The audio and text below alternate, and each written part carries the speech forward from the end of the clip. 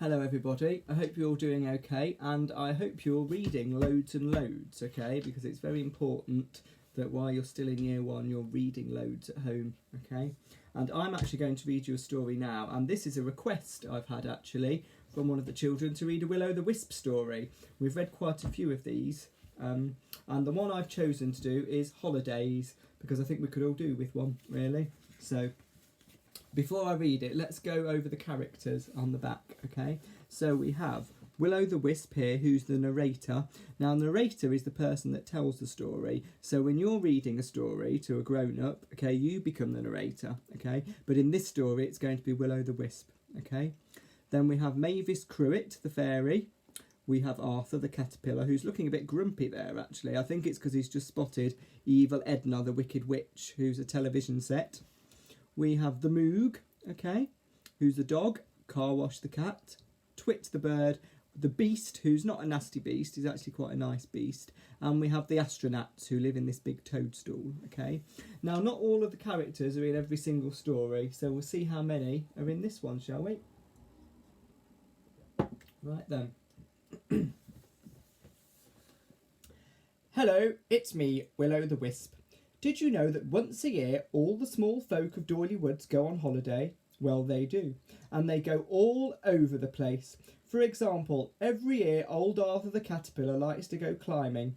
But one year, well, turn the page and I'll tell you the whole story.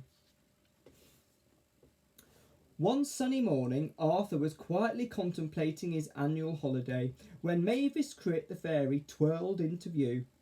"Hello, Mavis," said Arthur, blinking in the sunlight. "Hello," said Mavis, prancing none too lightly over to where Arthur was sitting. "How do I look?" Arthur blinked again. "Quite honestly, Maeve," said Arthur, "you look ill. You've got great big spots all over your tummy." "Ha ha," giggled Mavis. "Silly old Arthur. I'm just trying on my new swimsuit. Do you like it?" she asked, twirling around on her tiptoes to give Arthur the benefit of a good all-round view. "Very nice, I'm sure," said Arthur, a trifle embarrassed. "Anyway," he said when Mavis had finished twirling, "what do you need a new swimsuit for?"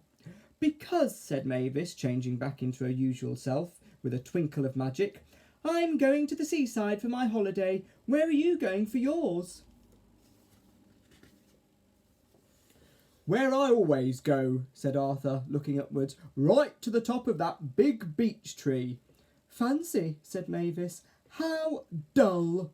"Oh, I don't know," said Arthur. "The food's good, there's a wonderful view, and it's dull," said Mavis emphatically. "Well, where are you going?" said Arthur. "Oh, anywhere," said Mavis dreamily. "Italy, Spain, Hawaii, who knows? Just a twirl of my dear little wand and ping, off I go." And off she went, leaving poor Arthur standing and staring rather gloomily at his beech tree. A little later, Arthur met Car Wash tying up a parcel. "What have you got there then, Car Wash?" said Arthur. "The Moog," said Car Wash, whereupon the Moog poked his head out of a hole of the wrapping and said, "Hello." Arthur looked a little puzzled and said, "Why are you wrapping the Moog in that parcel, Car Wash?" "Because," explained Car Wash, "the Moog always goes on a package holiday, I think. I shall post him somewhere exotic this year." "I'm going to climb a tree," said Arthur enthusiastically. "A tree?" yawned Car Wash. "How dull. Personally, I shall be staying with a very dear friend in Catford." Well, soon after that, Arthur had the misfortune to run into Evil Edna. "Out of my way, caterpillar!" shrieked the witch. "I'm off on my holidays." "Oh," said Arthur pleasantly. "Going somewhere nice then, Edna?" Evil Edna glared at Arthur from her television screen. "Well, if you must know," she snapped, "I'm going here."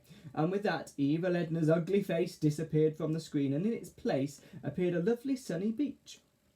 Said Arthur, "that looks nice."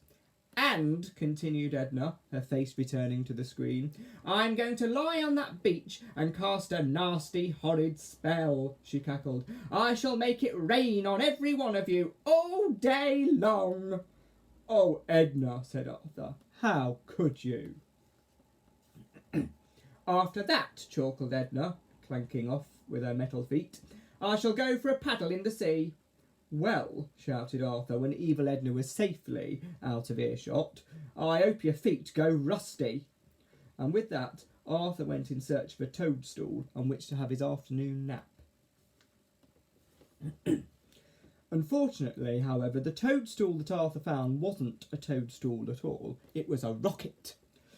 And Arthur discovered it wasn't a rocket until, whoomph, it took off. Now, the rocket was manned by those intrepid space explorers, the astronauts.